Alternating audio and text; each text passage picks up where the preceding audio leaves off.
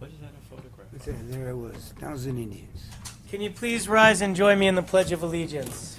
I pledge allegiance to the flag of the United States of America and to the republic for which it stands, one nation, under God, indivisible, with liberty and justice for all.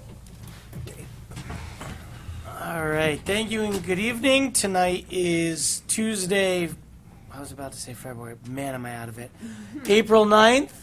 It's 7:30, 7:31, see what happens? That's it. It's 7:31. We had executive session where we discussed committee appointments and just a little reception outside just before this for our recently elected officials. Before we begin the meeting, we have to officially swear them in. Swear them out. Or swear at them. Swear. All right. We'll do this in alphabetical order, so we'll go. David, then Susan. What? Alphabetical order by last name. Yes. Susan's on the left here, so I'm going. All right. So right here, I guess, and you can raise your right hand and repeat after me. I do solemnly swear. I do solemnly swear That I will support the Constitution that I will support the Constitution of the United States of the United States and the Constitution of the State of New York, and the Constitution of the State of New York, and that I will faithfully discharge the duties and I will faithfully discharge the duties of the office of Village Trustee of the office of Village Trustee according to the best of my ability. according to the best of my ability. I almost forgot that part. All right, so go ahead and. And you know I take that Sign. seriously. Yeah.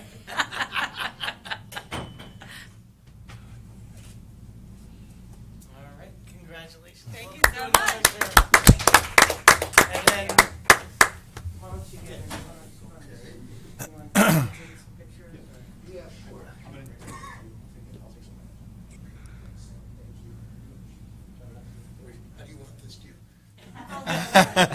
Oh.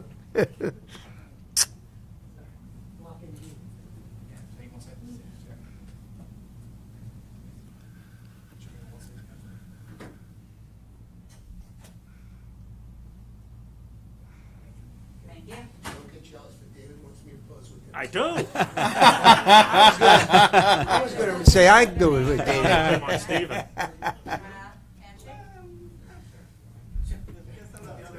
Handshake. looking at each other or looking at the camera? Yeah, I got to go to the camera.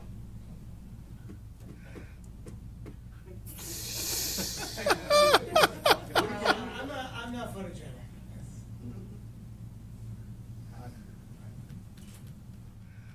Okay, thank you. All right, David, your turn. He doesn't want to come up after all. Stephen, you can pose with him too. I'm going to demand it. Equal time. There'll be rumors all over town. I have to take one with David. Stephen, they'll think you're cheating on me with her. Thank you. I appreciate it. Take baseball cards from you. Has never ever given me. There's too much rivalry here for them. We may need a separator for the picture. It's only the second week of the season. The season has started. Thank you. It's underway. It's underway. Really? That was a I tough know I campaign. appreciate It was fun. How far into That's the what it's season all do you have to about, get? You know. Not at all. Stephen, why? Hey. I'm a team player. I'm easy. I like a good fight. Your turn. Once you sit, So if you. do the All right. going. I do solemnly swear. That's it. Do More money. I want to spend less money. I state your name. Do solemnly I swear solemnly swear that I will support the Constitution of the United States that I will support the Constitution of the United States, and the Constitution of the State of New York, the Constitution of the State of New York, and that I will faithfully I discharge think next year we're going to the be duties going of the over office of Village Trustee duties of the office I of think we'll village be going trustee over the 2% according to the cap. best of my ability. next year. According to the best of my ability. We're good enough. Exactly. Every so Congratulations. often, you're gonna have to do it. And we need articles about it. Just doesn't- My signing yeah, pen. right, but you know, makes you feel like you're doing a good job. So this is the. Invisible ink. things we do. Because it And you know, disappears in 10 thinking minutes. about it, it raises the taxes. What? Let's move away from the podium. How much more your tax is gonna be? It's crazy. No, if you go over the 2.5%. Right, It's peanuts right. compared to what the school, it's really peanuts. All right, I want a picture of the three of us. That's what I want. Because otherwise I'm going. I'm having the three of us. I want him. All of you are matching. But I did vote for We you. are, right? I planned it that way. Is this where the three of us announced that we changed the name of the village to Heiserville?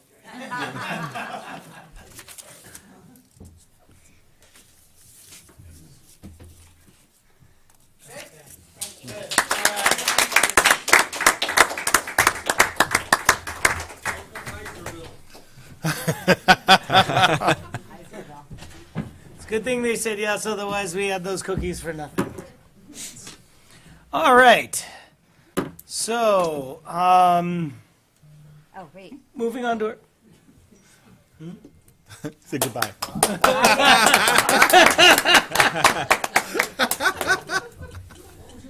One with everybody this way, Do you want to if you don't mind. do you want to do your Luke Garrick imitation? This isn't really government, this is just for you, I get it. right. Watch your finger. Okay. The humblest man alive. Luckiest man. Okay. Beautiful. Thank Stephen, you. since you may not make it more than a week, do you want to do your Luke Garrick today? No, I'm the happiest man. Yeah. Hi, dear. For all of you, for your service. Thank you. Good luck, Stephen. He likes his alone time. I wonder why. David. I didn't say that. I understand. I understand. Clearly, the sugar from the cookies is getting to us. No, they're all punchy from yesterday. All right, we've had a long few days, 24 hours.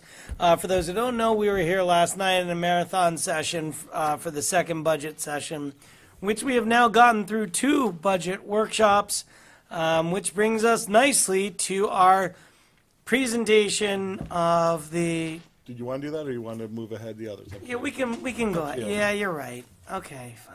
It's up to you. I don't care. All right, so we'll hold off on the budget presentation because I know everyone is so Yeah, it's more along with the other stuff. wrapped and so anxiously awaiting that. We'll move straight into resolution number 1. Consider a request for an exemption extension of Chapter 158, Section 2.1 of the Village Code regarding a seasonal leaf blower ban for Enclave. Whereas on April 11, 2023, the Board of Trustees approved a local law enacting a seasonal gas-powered leaf blower ban from May 1st to September 30th, which begins this May 1st, 2024. And under the Village Code, properties with 5 acres or more can apply to the Board for a full or partial extension or exemption. And whereas an application has been distributed to the eligible properties and also placed on the website. And whereas in December of 2023, representatives of the Enclave HOA submitted an application for an exemption from the seasonal ban on gas-powered leaf blowers. Now, therefore, be it resolved that in consideration of the intent of the local law as well as considerations raised in the application from representatives of the Enclave HOA, hereby either approves, denies, or approves with conditions the request for an exemption of the Village Code, and any conditions would be listed in the resolution. Thank you, Chris. And we'll hold off on the motions. Do we have representatives for, I see, Mr. Gova, or you are? I told our landscape. If you don't, Make it, sorry, I told our landscape to make it at 7:45 because I was. okay, we can go, we can hold off if you want. We can go on to other. But I can start my own little show, and if at least we'll get partway done. David, I'm sure you can filibuster for 15 minutes. We don't want to filibuster. Yeah, I mean, I don't want to. Do we need to put away the books by which the honorable board has been sworn in? Oh, yeah, you can just hand it to me if you don't mind. Thank you. Congratulations, everyone, on being sworn in. Oh, yes, you've been asked to speak into the mic. Right, yes. Testing. Good. All right. Good evening, Mayor Klein and members of the Board of Trustees. My name, as you know, is David Gelfarb. I am an attorney with the firm of Moss & Kalish in New York City and a 17-year former Rybrook resident. I represent the Enclave at Rybrook Homeowners Association. The association is applying pursuant to Village Code Section 158-2.1E for an exemption from the village's May 1st through September 30th limitation on the use of gas-powered leaf blowers. With me soon will be Mr. Valerio Sagliocco, the landscaper for the Enclave, and presently here is Mr. Lee Freund, the president and a member of the board of directors of the Enclave Homeowners Association. By way of background, the entire parcel of what is known as the Enclave encompasses approximately 15 1/2 acres. The Enclave is located at the intersection of Anderson Hill Road and King Street. The main entrance is on Anderson Hill Road, and there is an emergency access road along King Street. Approximately 13 acres are located in Rybrook. The remaining 2.5 acres are in Greenwich. That portion is subject to a permanent conservation easement. The Enclave does not maintain that area, and we will not address it further. The portion of the Enclave in Rybrook has 30 homes and extensive common areas, including unpaved grass areas, detention ponds, wetlands, and roadways. As you may know, the two primary roads in the Enclave, Carroll Court and David Lane, are not dedicated to the village and are thus privately maintained. The association provides landscaping services for all of the 30 homes as well as the common areas.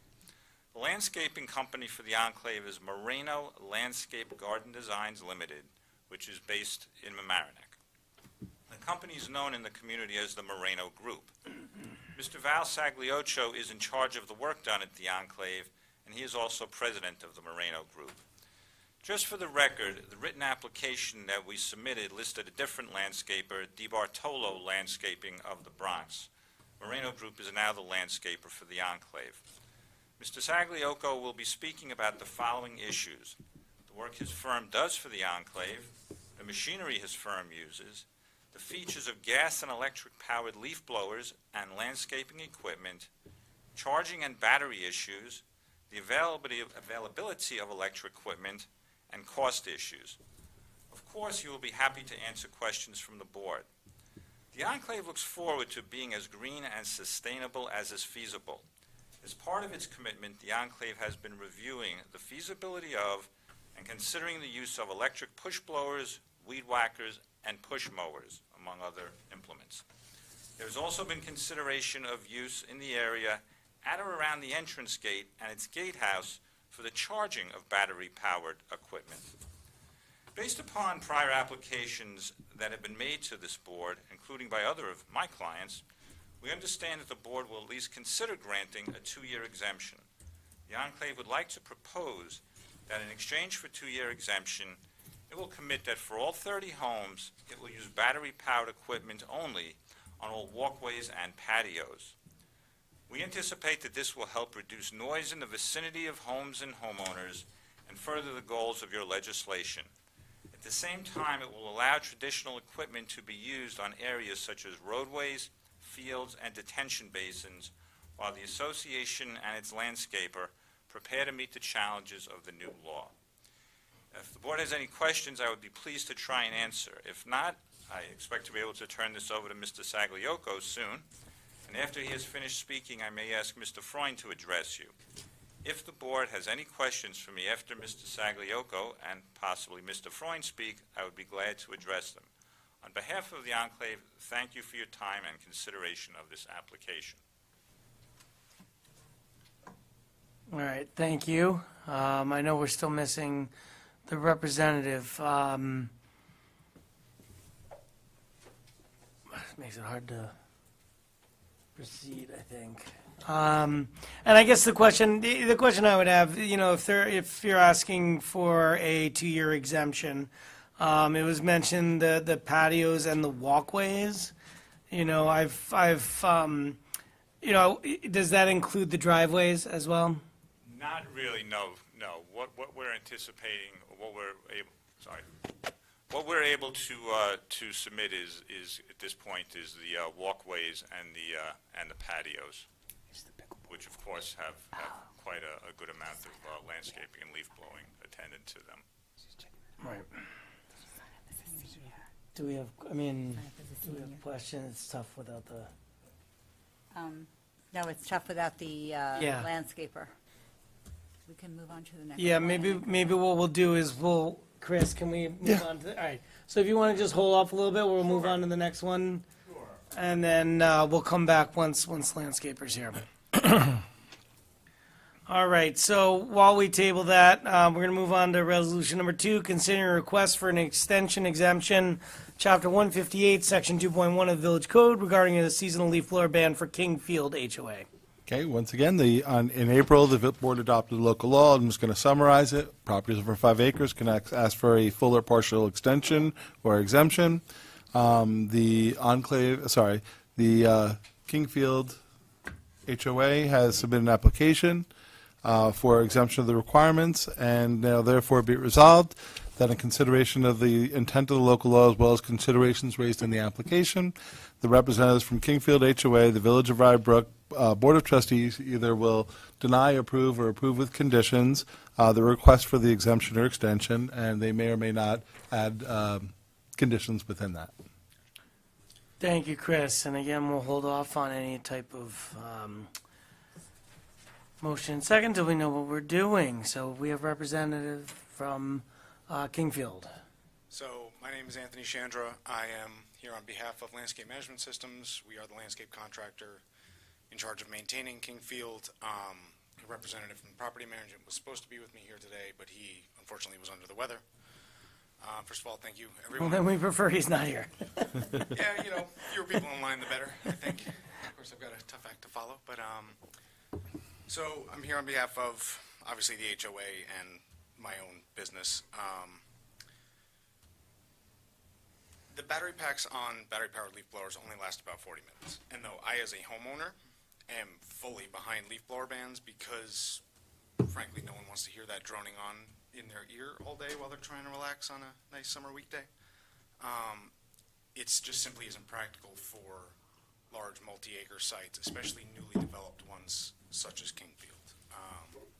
Even if we were to switch to electric-powered blowers, even all electric-powered equipment, the amount of power delivered by what is currently commercially available in electric blowers, it's just not strong enough. We would be out there for twice as long, so the homeowners would be incurring a ridiculous increase in maintenance costs.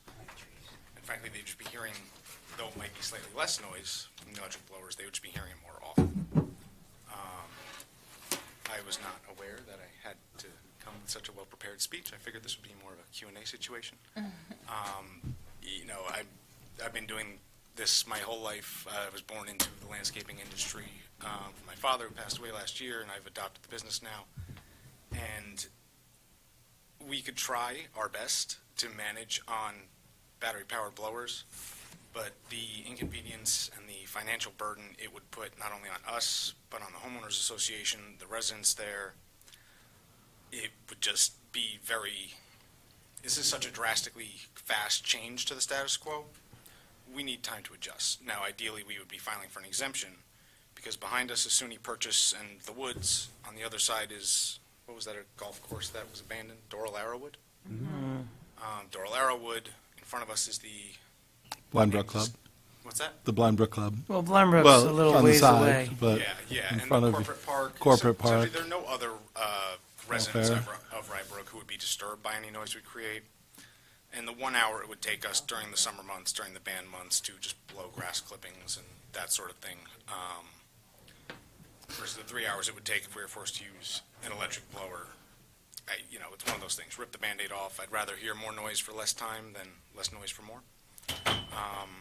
So I wasn't sure how this process works. This is my first sort of town hall meeting. Right. If this was a question. Sure. So the first thing I would say is that noise is kind of secondary, and the reason why we passed this legislation really has to do with emissions, and the fact that this is really the way that, this, or certainly this area is going.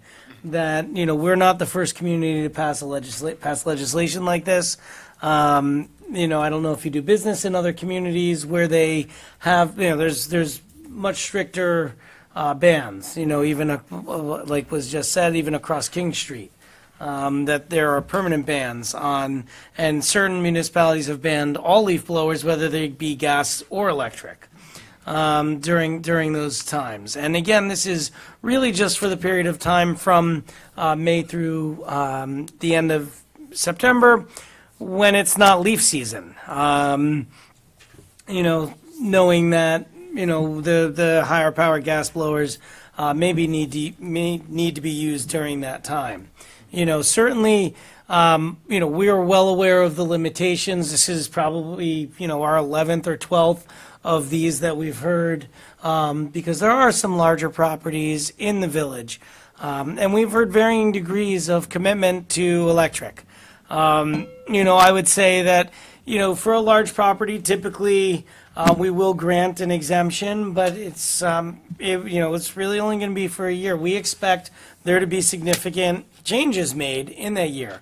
We understand that the technology is not necessarily where people would like it to be, but the technology exists. And it's, this isn't necessarily about noise, especially in an HOA, where people are choosing. I mean, if the HOA decided they don't want any leaf blowers, they could decide that. And then they would just have to, whatever landscaping company they hire would have to, use rakes or something else.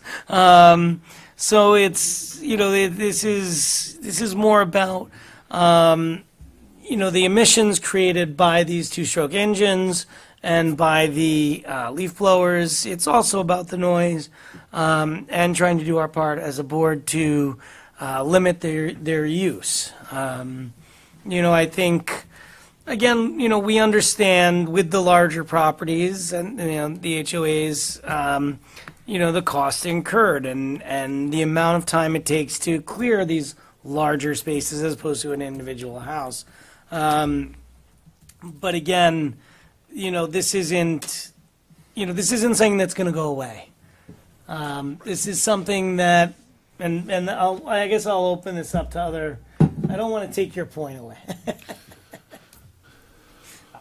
I'm just curious as to how many non-gas leaf blowers you have, and whether they're being used at all now, and whether you intend to use them. How many non-gas blowers do we have currently? Yeah. Yeah. One small one that we use for small patio clean-offs when we're doing little one-off jobs. The issue being they simply don't run long enough, and if the origin of this whole motion and law on the town's part is a concern over emissions and greenhouse gas waste, the battery packs for these things only last a year. The process of lithium mining is incredibly wasteful and generates more CO2 than a leaf blower ever will in its lifetime. Not to mention, like I said, the battery packs only last a year or two before they're due for replacement. They're non-recyclable. So, not to say it's a moot point, but it's kind of, what's the expression? Pick your poison. Yes, thank you. At any rate, we're not asking necessarily for a full-on exemption, because obviously in time we could learn to manage and adjust our maintenance practices to accommodate, being that it's just such a drastic change to the status quo from what we and every other landscaper in the state's been doing for years. We would certainly appreciate a couple years of an extension just until we can get our bearings on and essentially just learn how to maintain this place with only low-power electric blowers that we can only use for a couple minutes at a time. Now we're working both internally and with the HOA to sort of figure out how to make that possible, but to do so immediately would put a severe burden on both us, the HOA, and frankly the landscape itself. I am not personally a great fan of more than 1 year extensions, and my concern is that I envision you coming back here a year from now and making the exact same speech. Nothing will have changed within the way you operate your company or work in this area. matter is, the equipment comes and goes. If you buy a brand new backpack blower, it's only going to last a couple of years. So as it becomes a matter of just sort of out with the old and in with the new, and as I have a friend who is he works for a John Deere realtor, and so he deals a lot in electric blowers now because he works in the Lower Westchester area where a lot of these bans are taking place. The technology is getting better every day. Now, will it be perfect? Will I get the same cubic foot output out of an electric blower next year as I will out of my gas one now? Probably not, but at least it'll give us, 2 years would be a good amount of time. It'll give us one entire season to sort of establish and go through the season with the mindset of, okay, now how can we do this differently if we only had a light power leaf blower to manage? The second year we could put it into practice and actually get it to work, but we're talking about a very large property. I think Kingfield is something like 13 or 15 acres. The houses are all tightly packed. It would just be to try and swing this on a dime, to just try and figure out how we keep this place clean and orderly and keep the residents happy and not have to drop $10,000 on new equipment overnight for us, or if we had to pass that along to the homeowners. Can you share with us what communities you work in? Excuse me? Can you share with us what communities you work in? Currently, Kingfield, we maintain Indian Harbor House in Greenwich, which is more of an apartment building. We formerly have maintained Palmer Hill, which is in Stamford, another very similar, I think, 120-unit condo development. Kensett in Darien, Connecticut. Winding Ridge, town is escaping me. Currently, as far as large community maintenance contracts, it's Indian Harbor House in Greenwich and Kingfield. If I could just make a few comments, if you don't mind. So I'm not a board member, I'm the village administrator, so I don't have a vote in it. So just want to point out a couple of things. As the mayor said, it is a seasonal leaf blower ban, as we said. So the heavy leaf seasons, you can use gas powered anywhere in the village. So that's not the issue there. In terms of doing it on short notice, just to be aware, the board approved this local law a year ago, in April of last year, and the whole goal was to try to give people time to come up with a plan to try to make some positive steps, both for residents and for commercial properties. And just in terms of guidance, where the board has, in the past applications, has provided more longer extensions or longer exemptions, they're looking for some type of movement towards electric leaf blowers. So where some other applications have had 1 year or 2 year extensions, a lot of that is dependent on how much inroads they're making on electric or commitments to using electric in certain areas. So when you think about the law, a lot of it has to do, whether it's emissions or noise, a lot of it's focused on the residential areas. So for instance, a lot of properties and HOAs have focused more on using electric in and around the homes because that's where the noise would be more disturbing or the emissions would be more disturbing. So where some people have committed saying, well, we'll use more electric in and around the home areas, whether it be driveways or patios or walkways or the grass areas. Those are different people have proposed different steps depending on the development. Sometimes it's a little bit different. So just to give you a little guidance on what's been done in other applications where the board's had much more, they really want to see some steps forward towards the compliance with the law over time. Okay. Yeah, and to Chris's point, I would say that, this was passed a year ago. So, and our, the reason we didn't enforce it last year was we figured that was too short of a time for people to make that quick switch, like you're suggesting. Unfortunately, I hate to say it this way, but it seems like you're pretty behind. Because almost every other application that's come before us has committed to at least partial use of electric blowers. We understand the technology. We understand where it is. For every other homeowner who doesn't have a property over 5 acres in the village of Rybrook, they can't use them. They can't have gas-powered leaf blowers during that off-season, the summertime. I for one would not be inclined to do anything more than a 1 year extension because of the property we understand, and so we'd be willing to do a 1 year, I think. I mean, or at least myself, I am. I can't speak for the rest of the board, but I would say that I will not be inclined next year to grant the same extension That's fair. if we don't see movement, because the intention of the intention of the legislation is to eliminate the use of gas-powered leaf blowers in the village of Rybrook. Period. That's the intention of the legislation. We understand that during leaf season, these might be necessary. We ourselves, as a village, are using a good number of electric leaf blowers on our courts, on our tennis courts, on our basketball court, And parks, in the park and areas. parks, in our parks. Which are a lot of acres. Yeah, which are a lot of acres, and so we understand the limitations. We understand where the technology is going. We understand that this is really becoming the norm in this area. That this is, that a lot of communities have gone this route, and we are one of them. So, We would appreciate any extension they're willing. So last year was tough for my family, for the HOA. My father died of cancer at the end of last year. So though the resolution was passed last year, I don't think anyone, granted since we are the ones maintaining it, we just weren't in that headspace. I would appreciate, as just a small local business owner who's maintaining this property, any extension you're willing to give, so we can both save the funds to, it'll cost us about $10,000 to buy as many leaf blowers as we need to just maintain just through regular summer maintenance. So any extension you're willing to give to help us bridge that gap, we would greatly appreciate. any other questions from the board, comments? No, I think you talked about giving an extension with Yeah. next Should we year do showing 1 year? some more Should we do- progress on So buying can I electric, right? have a motion and a second for a 1-year exemption? So moved. Second. Okay, any other comments, questions? Yeah, I'd say just, for next year, we'd like to see movement. That's fine. And if And they then- want to double back on us and, see where we're at, and, especially in the summer months, it's really just a matter of blowing grass clippings. It's also just a matter of, as a landscaping company, it's very hard to make a large investment in the spring because we essentially spend 3 months not making money and then have to spend a bunch Right. to get the season rolling.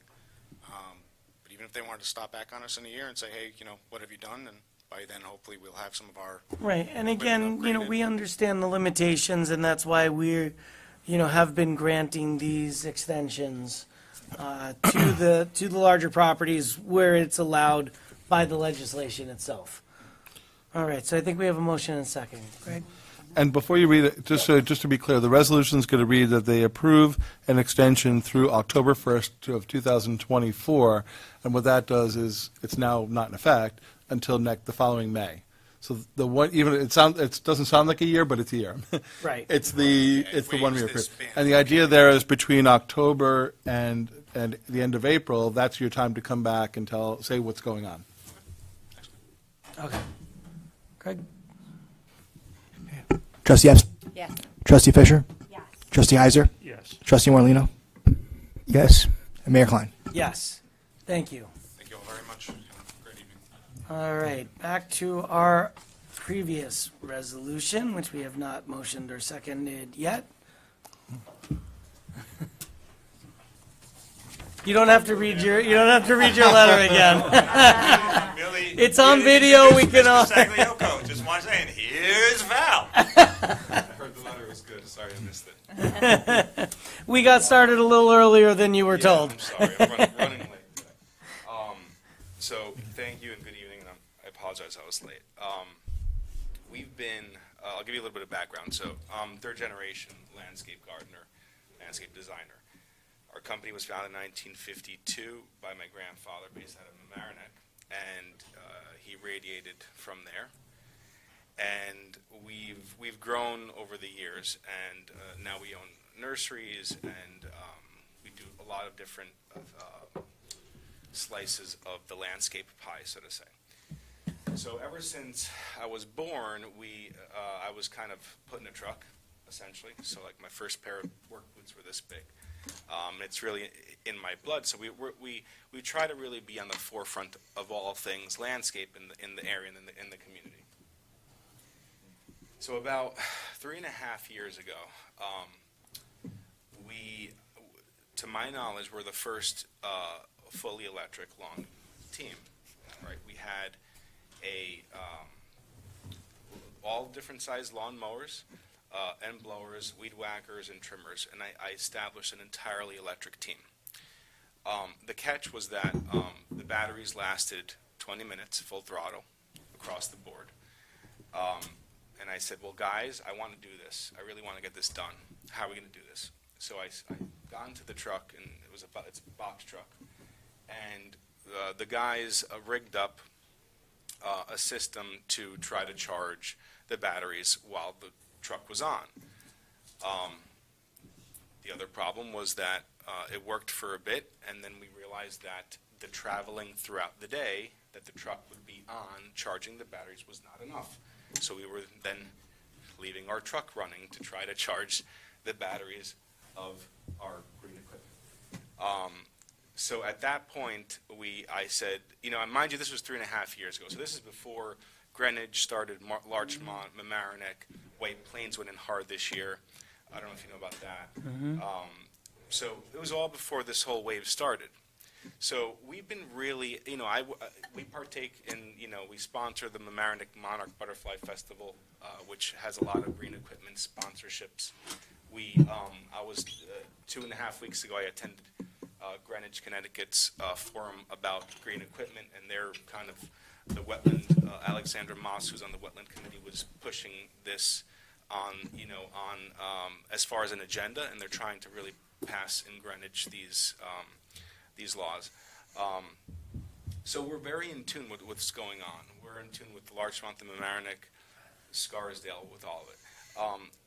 By and large, I don't think it's a bad thing. I think that, unfortunately, the technology is not there. And I do think that when it comes to properties such as the Enclave, it's rather difficult to really get your job done correctly. So, and what I mean by that is, like, if you have, I don't know what you all do as a profession, but imagine at the end of the day, working hard all day and doing your job, and then looking back and your job's not done. That's kind of what it makes us feel like when we're trying, we're trying to accomplish a task with not the correct equipment. Correct meaning powerful enough and having the technology behind it. So, basically, in short, what I'd like to say is that I do think that if possible, the Enclave should have some sort of, I don't know what the right word is, if it's an exception or some sort of leniency towards what this rule is. Called it exemption or extension? Yeah. Either or, whatever. Could you clarify again, or just summarize again, what you are prepared to do with electric equipment at this time? Yeah, If you don't mind, a microphone, sorry. Because these are also recorded and televised, so we just need to. Lee Freund, president of the Enclave HOA. We propose patios and walkways, right? I mean, that's what I think that's a really nice, happy medium for the time being until we get, hopefully the technology will push a little bit forward the next year. But, we'll be prepared when it does. And the ask is for a 2-year exemption.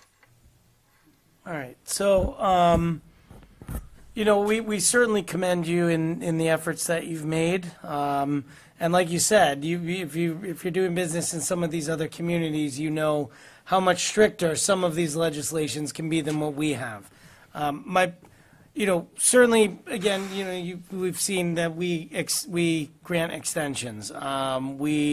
That's the reason the law was designed this way, was because we understand the larger properties that, this is, that, and a lot of, and really, to be honest, when we designed this legislation, we based it off of what other municipalities were doing, where they did grant some exemptions for these larger properties. And so I don't think any of us have a problem. I personally would be more inclined to do a 1 year, just because, I've actually been in the Enclave a few times, and, the patios and the walkways really aren't that much of a, there's not much patio and walkway. It's, I think if you were proposing also the driveways, I'd be a little more inclined, personally. But, just patios and walkways, I kind of see it, because we do understand, as I was just saying, which you may not have been here for before, we do understand the limitations of the technology, but we understand that it's also making strides every day, every year, that it really is getting there. That's why we didn't go the route that some other municipalities have gone, where they've done either, no, I've seen some municipalities go, no gas power leaf blowers, period. All year, year round, that's it. Other municipalities have said, all right, no leaf blowers in this off season, whether they be gas or electric. So, we understand that, certain, Rybrook residents expect a certain look. They expect that they're going to have the technology to do it. That's why we went the route we did. But again, personally, and especially I'm looking right now just at an aerial photograph of Enclave. And really the patios and walkways are I have a question. minimal. Yeah. How long do you spend at the Enclave, and what day do you go? Is it multiple days? I mean, what's the time commitment? So we have a large crew, so we're able to make it swifter than most. What does a large crew sound like? I'd say 10, for that property, about 10 employees for a couple hours. 2 to 3. Once a week, you're saying? Like, Yes. Okay. Other questions, comments? No. I'm still, a point that the mayor made before, which is that we passed this legislation a year ago. So in essence, you've had a year exemption already, just by the nature of the legislation. And as a result of that, I am not inclined to go more than 1 year on another exemption. So I just want you to understand where I'm coming from. Yeah, and it's not that we're saying no. I mean, it's, we're not, it's, but, I think the idea of the legislation is to eventually, hopefully, get us there, and hopefully not in that long of a time period, to get it where the larger properties in the village are doing the same thing that the individual homeowners are required to do, which is to, in that May through end of September time period, have no gas-powered leaf blowers. That's really the intent of the legislation. But again, as a board, we understood in the passing of this legislation the burden that it puts on some of the larger properties, and that's why we allowed for these exemptions within the law. So has the Board of Trustees been acknowledging or providing 2-year exemptions? We've done it 2 times, I think, 3 times in each case. I would say that the applicants were committing to the use of electric blowers on at least, I think it's been about 25% of the property. Also instituting other electric technology as they go. So that's really because I guess we see in that that they are proposing where others will be in that next year or two. So that's why we've been granting the 2-year. If I may speak yet, Mr. Mayor and Board, of those 2 or 3, I'm happy to say that I was 2 of them. So I have been very fortunate so far in my application. So I think the Enclave, if the president is so inclined, is willing to commit to the driveways as well, if that will help the board to pass a 2-year exemption. So we would like to propose that to your board. I leave it to the board. I mean, I'm okay with that. I feel like there's a lot of driveways there. Yeah, there's a good amount of driveway. I'm fine with that. So it'd be the walkways, the pathways, the patios, the walkways, and the driveways. Yes. Backyard. Patios are in the rear. Thank you. And with a Understood. goal to purchase more electric by 2 years from now, when you come in front of us and say, Of course. we did this. Yeah. 50% of our equipment is electric or something, you know, I'm not 50. saying We were hoping that they're 100%. Well, we don't know how things are gonna happen, but you know what I'm saying. I'm hoping that the technology's there in 2 years. Yeah. Every see. time I see a Rivian truck at the Port Chester train station, I say, one day that'll be me.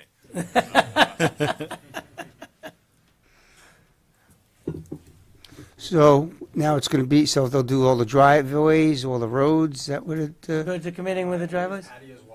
Driveways, patios, walkways. Okay? okay. David, you're a silver-tongued devil. You've persuaded me to go 2 years. All right, can I get a, all right, so Chris, can you read it as amended? Sure, absolutely. So now therefore be resolved that after consideration of the intent of the local law as well as considerations raised in the application from representatives of Kingfield HOA, sorry, Enclave. the Enclave, sorry, I'm on the wrong resolution. Same thing, but representatives of the Enclave HOA, the Board of Trustees hereby approves a request for the exemption of the local law through October 1st, 2025, with the following conditions: that patios, walkways, and driveways that electric blowers be used on patios, walkways, and driveways during this period of time. Okay. Can I have a motion and a second, please? so moved. Second. Any other questions, comments from the board? You guys are quick. They are. They beat you to the punch. They beat me. Any other questions or comments? No. Greg? Trustee Epstein? Yes. Trustee Fisher? Yes. Trustee Heiser? Yes. Trustee Morlino, Yes. And Mayor Klein. Yes. Thank you. And again, it's right. October, Good night. David, and it's October of next year, because the idea is to come back sometime from October of 25 to May of 26 for If another if exemption another is- exemption is needed. Another exemption is needed. No, we do not want that. And if it's not, that means you've gone all electric, and that would be great. You're not going to stick around for the budget presentation? Sure you will. Sure you will. There's a test afterwards. All right, moving back to our other business. A public. I don't think we're the public hearing, are we? Aren't we Yeah, just it's the public hearing. Oh, Yeah, it is. This is the public hearing. This isn't setting the public. It's nope. We set the public hearing already. Oh, this is the public hearing. Okay, a public hearing on the 24-25 tentative budget. So you need a motion to open and Are we approving it tonight? no. You No. have to open the pub. All right, we're gonna open. The board Sorry. would open the public hearing. I'm gonna do the presentation, and then after any other public comments, you'll close the public hearing. Okay, and then we vote on it in the next meeting. Correct. Okay. Can I have a motion and second, please, to Motion. open the public hearing? Second. I didn't even finish the sentence. That was quick. Say it All first. right, Chris, you want to? Sure, Trustee Epstein. This is to open the public hearing. Trustee Epstein. Yes. Trustee Fisher. Yes. Trustee Heiser. Yes. Trustee Morlino. Yes. Mayor Klein. Yes. Thank you, Chris. Please. Okay. Greg, you missed an important vote. We opened the public meeting without you. It was a close call, too. It was a close call. So the reason you have to close the public hearing is after, if you keep the public hearing open, so why don't we just keep it open to the next meeting, right? But if Right, you, so that's you when we're- actually have to close it, and if you don't close it by like next week, then there's you need a supermajority to approve the budget. Even it changes the rules Oh. under the village law. Gotcha. So Okay. there's a rationale to it. All right. Super majority. Which I think we have, probably. Yeah, we do. I'm sure. Yeah. One less issue. We are super. We are super. Yes, it will be in a moment. After we go over this presentation. Yeah. I think so. Yeah. So no changes, baby. No, no changes. Just sit here and watch the show. Wow, she's got a lot going on. I think I lost the. Really? Lawrence, do you want to join them? It was the tea. I need my tea. You can have a minion up there. See, Lawrence, this is what happens when you step away from the podium. Too many cooks in the kitchen. That's why I'm backing away. It's That's why I love technology. Right.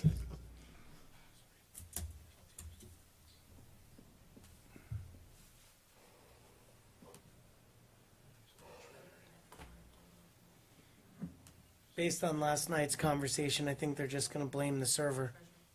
Yes. Yeah.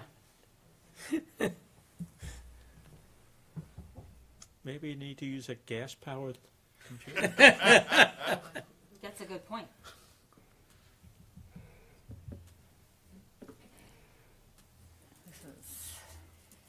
This is last night's bill.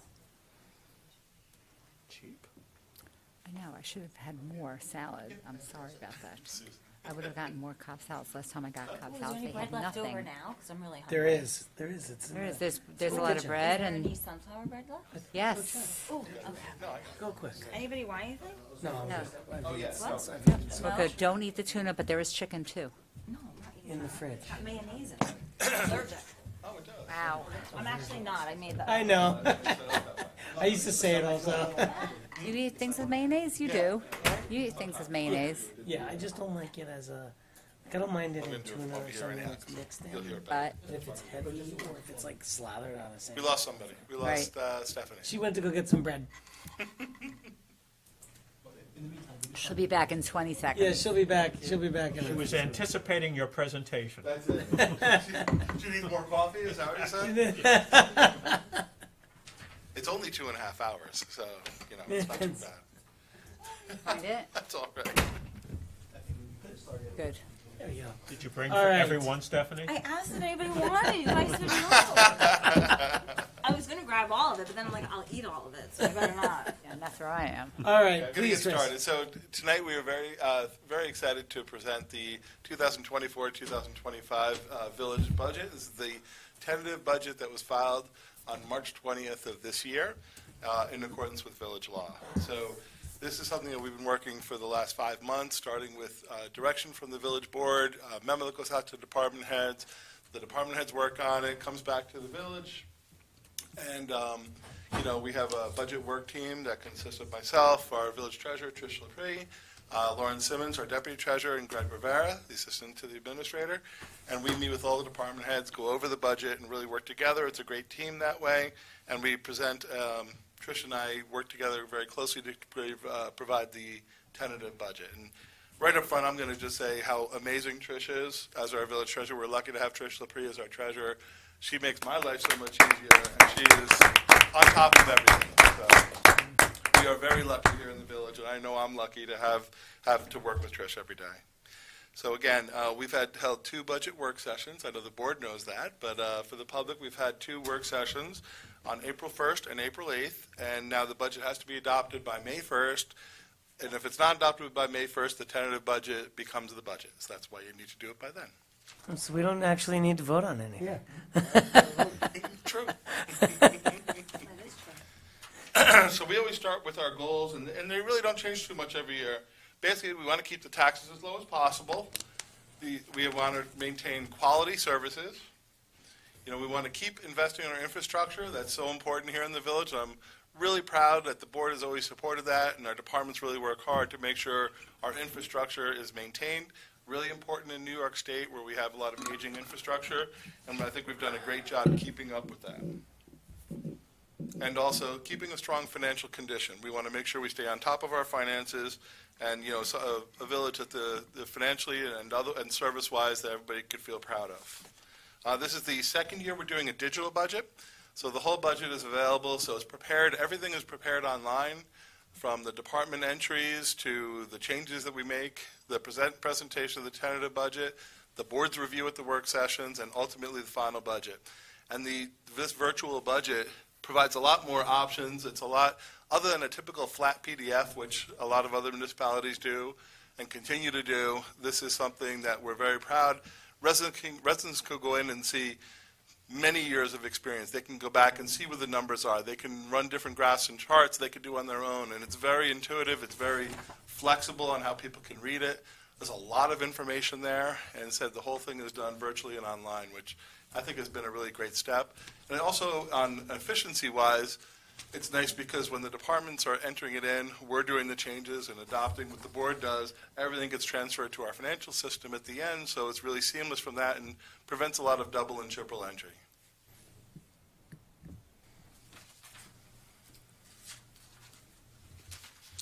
Just going to start right up front again. We are tax cap compliant. So we are. This is the. Let's see. Hold on a sec. So we are tax cap compliant. We provide very high quality services, we believe. These are services that are both, some of it's required and some are desired. Let's face it, some are optional services we're not required to provide, but it's what really makes the Rybrook difference. We continually look for ways to improve. We're under the tax cap again for 12 out of 13 years that it's been in existence, with the only outlier being that 1 year when we first started with our highway garage and had some tax certiorari paybacks. So other than that 1 year, which was a planned expense, we've been under the cap every time. We have a very lean staff, 76 positions. We've eliminated 1 position from someone who retired, and we've added 2 positions. We've added a police officer and a labor position. It is consistent with our financial policies as well. So this page really provides the overview. The village's overall assessed value, you can see, is $3.5 billion. The good news there is that's up about $250 million overall. That's a good sign. Our property values are going up. That's good for the residents. That's good for all the homeowners. Commercial properties and residential properties have gone up. The residential assessed values have gone up about $233 million, and the commercial values have gone up about $16 million. So they're more flat, but they're still going up. They're going in the right direction. So over here, you can see the tax levy, which is the amount to be raised by taxation. You can see the portion that's paid by the homestead and the portion that's paid by the non-homestead. Overall, the tax levy is up 3.86%, which you can see on the bottom, and you can see what the homestead levy is and the non-homestead portion. And the amount that is below the cap, we're about $11,127. So we kind of lay out 2 examples here. On the left side, you see the homestead, which are the 1 and 2 family homes, and on the right are the other homes as well as the commercial properties. And you can see the portion of the levy that belongs to the homestead portion. Again, basically the residential portion. That's the tax rate. You can see the average property value at $995 overall for the village. That homeowner at the average value would pay $5,035 in an average village tax. And that's about $167 more over last year. On the non-homestead, we can't really pick an average because there's all different types of commercial properties, so we just give you a sample property value of $10 million. That $10 million value, property of $10 million, would pay $83 and change in village taxes, which is a decrease of about $2,883, which is pretty level on that size property.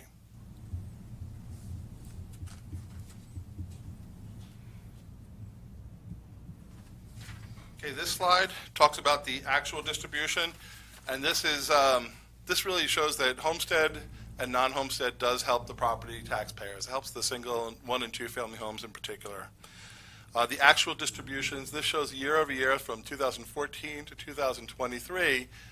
You can see what the base proportions are. The portion of think of it as a percentage of the pie that's paid by the homestead properties versus the non-homestead properties.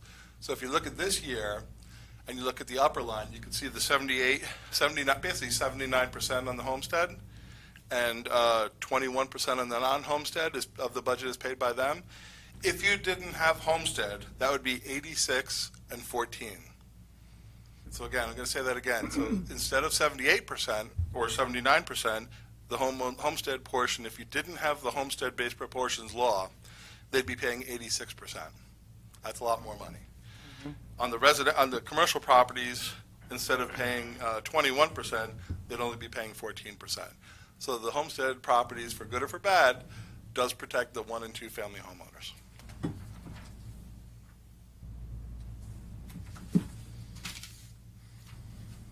Okay, tax rates in the past decade.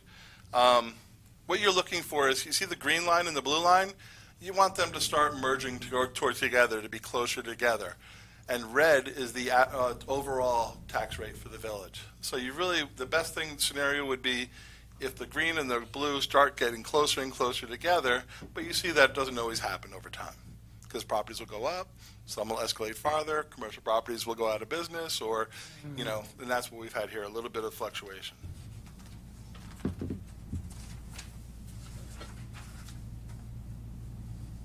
Okay, so this slide is very simply, well, how do I know how much my taxes went up? Everyone is ever at full value. How do I figure that out? The only way to figure it out is to pull out your tax bills and look at what your assessed value is from last year and what your assessed value is this year.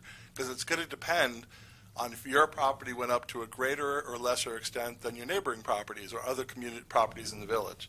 The formula is simple, but you've got to pull it out, which is simply take your assessed value last year, and that was the average assessed value in last fiscal year. The tax rate last year, you multiply it towards it, and that was the village tax, $4,868. This year you could see the values went up, the average property value went up. So that same property would be, and that's the tax rate that's applied for homestead, and you can see the average residential property owner would be paying $5,035. So that's the 167 we mentioned earlier.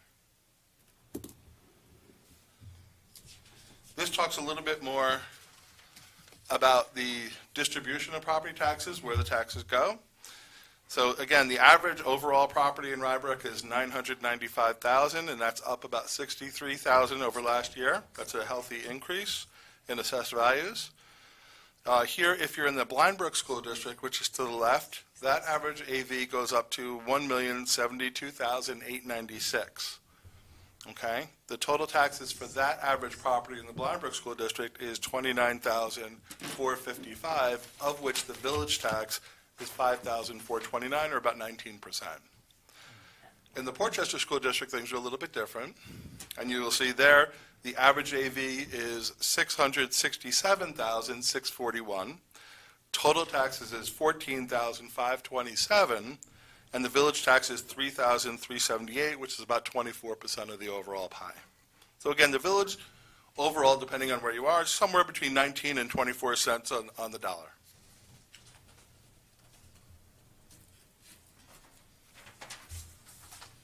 Okay, where does our money go? Expenditures. So all of this adds up to the $25.7 million budget that we have in expenditures, not including capital.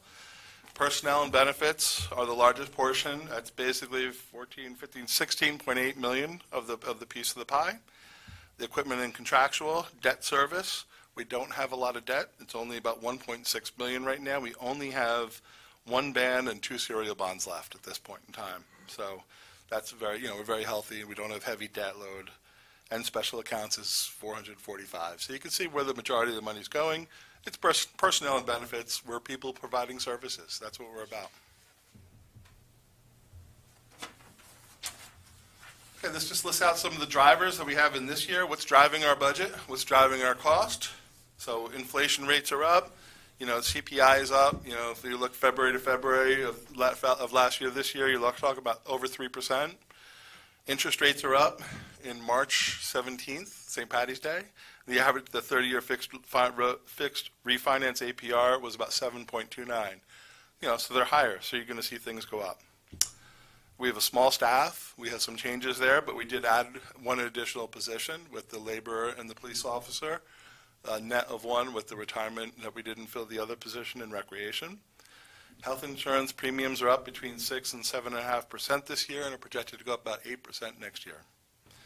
The employee retirement system is probably our biggest portion of the benefits. For the employee system, it's almost 18%, 17.8, so that's 18%. That means 18 cents on the dollar for every dollar paid goes to the retirement system on top of that. And the police and fire is almost 35%. So that means almost 35 cents on the dollar for every income that's paid out. That's required by New York State for any of the public employees in those systems. Development impacts are a big driver as well. What happens with 900 King Street and Doral Arrowwood and the Hilton, these are things we're hoping to see big change on in the next coming years, and we think that there's some real positive signs there. On the revenue side, some things are impacting us, is our mortgage taxes are down. Again, people aren't refinancing because the rates are higher. sales tax is kind of leveling out. We got that additional 1% from the county, which helped us, but we're seeing that things are starting to level out in terms of what we're receiving. Building revenues are flat, but we're hoping that will increase as the big developments come on board over the next several years. And the interest rates on the positive side, with the interest rates up, we're getting a lot more in terms of interest in our accounts as well. So that's a positive. Our interest earnings have gone way up.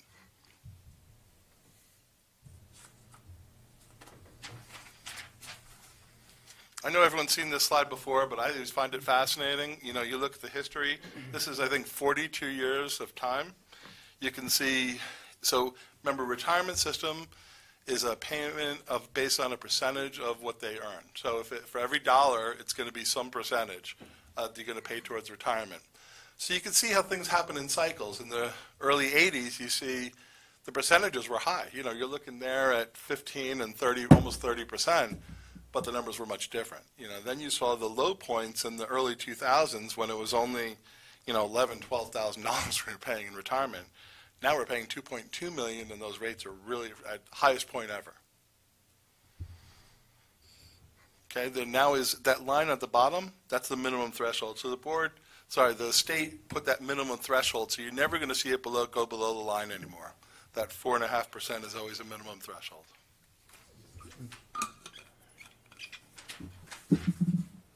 Okay, on the revenue side, this just kind of picks out some certain revenues and tells you how it's trending. Most of the fluctuations happened as a result of COVID and development trends that we've had. The additional 1% sales tax helped, but you can see the sales. That's why you see the sales tax kind of fluctuating more than the other ones, and that's a big number for us. Building inspection fees also goes with the wave of inspections. You can see that's kind of leveled out. And again, when 900 and Anderson Hill Road come on board and start to actually build, you're going to see those numbers climb again, but right now they're kind of stagnant. It's too bad that doesn't go back 1 or 2 more years. Yeah. Where the hotel tax would have been up. We used to have that line on there. I know. Well, it's on there. It's just at 0. Is that right? It's still there. Yeah. Oh yeah, it was still there. It sits at the very bottom. It's just at 0. Yeah. Yeah, that line used to be that was a much happier number. That was That's a much for sure. happier Maybe number. someday again, right? We can hope. So again, returning to our initial goals, first goal is keep taxes as low as possible. We think we've done that. These two numbers just show the actual levy that was adopted and the allowable levy, and you see there's not really a difference in those lines. We've always been able to stay within the allowable levy, within the tax cap. So, we think we work really hard at that. If you went back to, again, 2019, that 1 year that the one time we exceeded was a planned exceedance, and that was for a particular reason. So again, keep taxes low, quality service. Maintain quality services. So this is our village offices account. So some of the things we're just doing, we'd like to highlight just some of the stuff going on. Our new online application system's about to come aboard.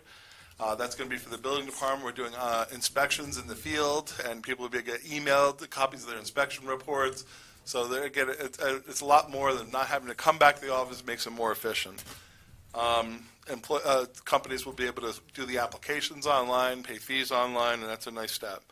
We've had 3 new employees in the past year in our village offices. So we have a new George in Treasury, Jessica Carpentieri in Public Works, and Freddie DeVito in our building department after some other retirements. And we had the one promotion with Jennifer Leichter in the treasurer's office. So, congratulations to all of them. We continue with all our financial transparency actions, and, we think we're very transparent in the village, and people can find as much information as they'd like to follow. And obviously, the NRCS administration is still a very big project and takes a lot of time on our offices.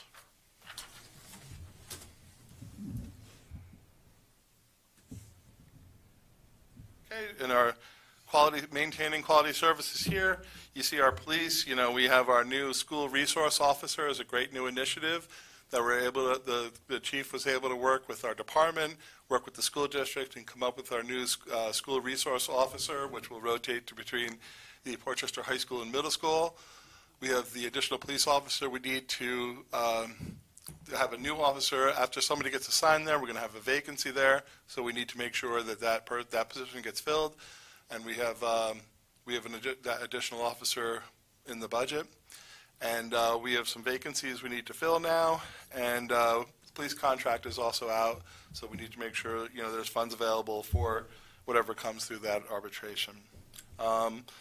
This year we've welcomed a new police officer, which is Angeli Alexander, and we've had some promotions with Dan Bruno getting promoted to sergeant, and also Titus Alexander recently assigned to the Detective Bureau. So we've got a lot of great things happening there and a lot of new initiatives.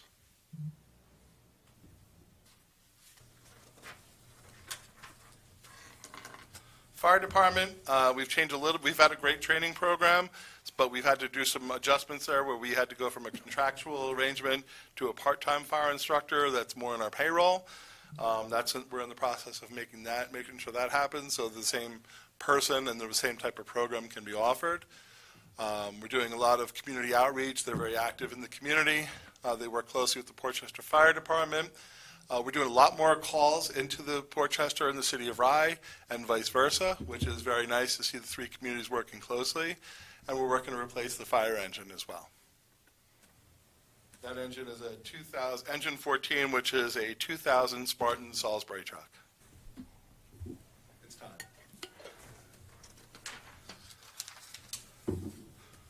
Public Works and Parks, we welcomed a new groundskeeper, Ralph DeRosa. Road resurfacing, sewer maintenance are some of the biggest parts of the budget in terms of capital costs. They really are an extension of our emergency services. They really work very closely with all of our emergency services. It really is an extension of them as well. People don't always think of that, and they really should. That's such an important piece. And we have an additional labor position, which was cut out of the budget last year, unfortunately. So we've reinstalled that position, which is sorely needed. They do a lot of work maintaining our parks, maintaining our streets, and that position is, without that position, we weren't able to keep, up to the level that we'd like to be, and we'd like to see that, we want that reinstalled if the board would do that.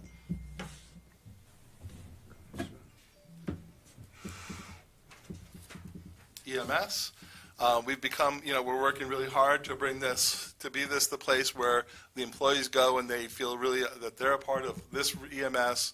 They're very proud to be there, and I think you really hear that from the people that are working there. So, as you know, the village, working with Portchester and the city of Rye, have implemented this multi-year plan for recruitment, retention, salary steps to increase over a 5-year period, and that's working really well, and they're doing a lot more in terms of retention now. We're going to be considering the district, which was a recommendation of the study that we did 2 years ago, and we'll continue to support them as an essential service.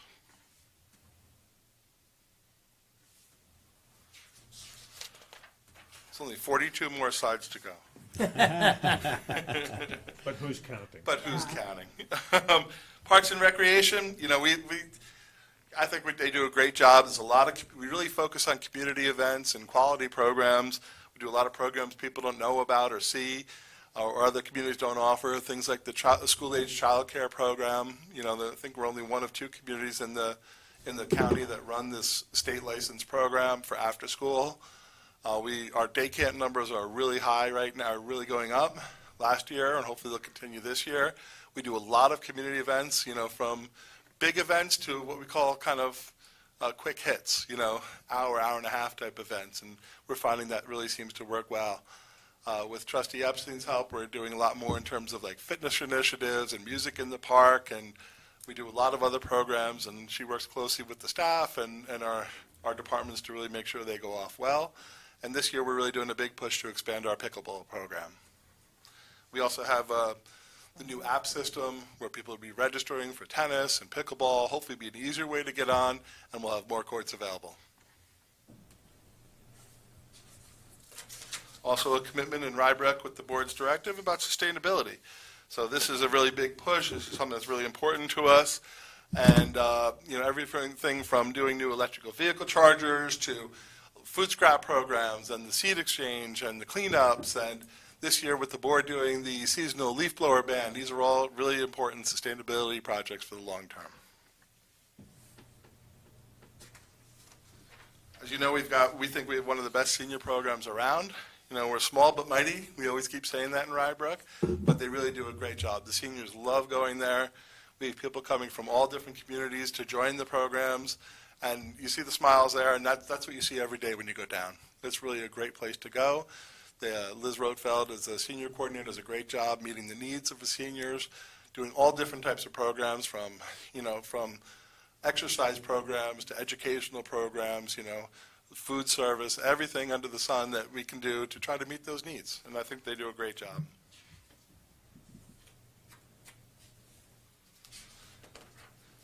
Third goal was reinvesting in capital, and you can see how we've continued to do that over the years. Real quick here, you can see the red is our payments for bands and bonds, and you can see that's, we don't have a lot high payments for that or high outstanding. We have all the capital costs you see in the green total, not including the bond financing, and the road resurfacing is steady. We make sure that that's at a level. There's a math behind that says this is what we need to do to keep reinvesting in our streets and increasing the overall scores of our road system. And I think we've done that over the years. And overall, the tentative budget had $1.3 million in capital, and that's only gone up since the budget work sessions. This is the capital projects. A little hard to read, so I apologize, but there is a heavy capital load there. So you can see the road resurfacing, the sewer repairs are a big part of what we do. We try to do that annually, those two numbers. That's your basic infrastructure. That's where we need to keep maintaining. That's where most of the money needs to go. But from police vehicles to HVAC equipment, where we had some grants, scanning of records to be more efficient, our basic IT infrastructure. You see some IT, you see pump store system upgrades. These are all basic parts of what we want to do to upgrade and make sure everything's reinvested. Converting the Garibaldi tennis to pickleball courts on a permanent basis, that's what people seem to want right now, so we want to be able to provide that. Village hall work, staff vehicle, where we're going to go electric, and the radar units, which is going to have one on Ridge Street, a permanent one on Ridge Street near Crawford Park, and then there'll be another one that'll be a mobile one we can use on places like Lincoln Avenue. In the bottom on the red are other projects that we talked about and are going to add, hopefully, in the adopted budget, which we talked about with the board in the work sessions. That's the fire engine, which is just need to authorize the funding for the band, even though it won't be paid for another probably 2 years. The police fire training room, the board wants to start the project to get that training room in place with heating and air conditioning. Tennis courts at Harkness Park, which definitely are needed, and our sewer. We talked about our server and infrastructure for our overall IT system. Overall, you can see it's about $1.3 million. Of that, we're funding that through our capital fund designated for capital fund balance. We have grants. We have CHIPS money, which is for highway improvement projects. That also comes from outside sources.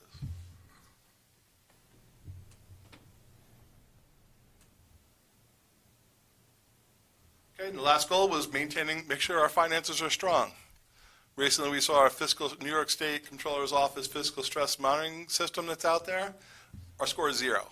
Concerns start at 45. We're now at 0. So it's as low as you can go. You can't go negative. The bond rating, we're at AA1, which again, there's only one more place to go, which is AAA, which would be really difficult for a community of our size. But that's the second highest you can go on the Moody's rating system. Woohoo. We have a very good fund balance. We have a strong fund balance, which is about 22% of our overall budget. And again, anything over our financial policies, we consider use of that for capital projects, non-operating expenses. We have low debt. We mentioned we have now I got confused. One band and 2 serial bonds left. We can actually, if we wanted to, our constitutional debt limit is $222 million if you wanted to go that high, but our debt is $14 million, so we are way below.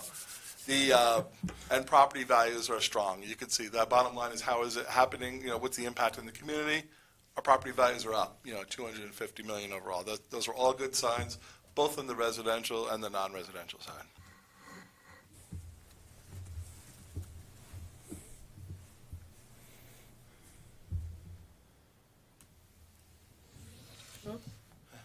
So just wanted to highlight how do we look for alternative revenue sources? What are some of those sources? So we added this slide in this year. Our after-school program, that brings in about $190,000 this year. Other rec programs brings in $430,000. Cell tower lease is over $150,000 now annually. Our compost site lease, where we have an operator that gets rid of our leaves for free, but pays us a fee at $62,500. We have things like our airport garage revenue is $40,000.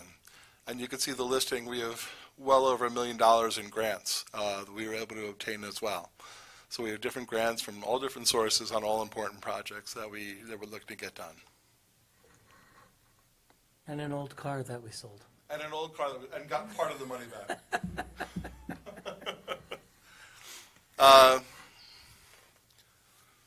This just shows you a little snapshot of our overall debt management.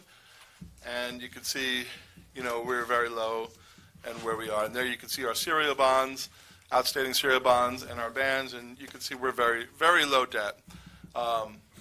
Their debt is basically the public works garage and a couple of bands for the fire truck that we had purchased, for a couple other small projects. But really, this is very low debt that you have right now. But we strategically use our capital and our debt fund and our debt fund balance for the reserves to apply to the capital. It's all planned how we're going to use the debt, when we're going to go into debt, balancing off our fund balance, look at our designated for capital projects account, and try to balance that off so that the taxpayers are not having to pay or get really hit too hard in any particular year.